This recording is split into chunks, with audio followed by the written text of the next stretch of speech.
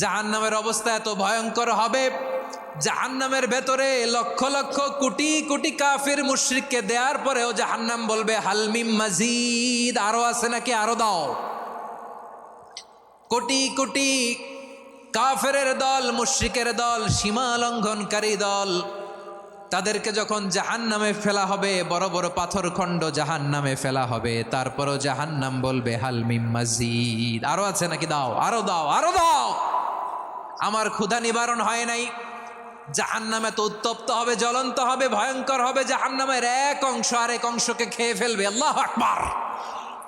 ফেরেশতারাও টালমাটাল হয়ে যাবে। জাহান্নামের রক্ষী ফেরেশতারা কি করবে তারা নিজেরাও বুঝতে পারবে না। কোটি কোটি মুশরিক কাফেরদেরকে জাহান্নামে নিক্ষেপ করার পরেও জাহান্নাম ঠান্ডা হবে না, শান্ত হবে না, বলবে হাল মিম মাজিদ, আরো আছে নাকি, আরো দাও। তখন আল্লাহ তাআলার কুদরতি পা জাহান্নামের ভেতরে ঢুকিয়ে দিবেন। সুবহানাল্লাহ পড়তে পারলেন না মজা করে?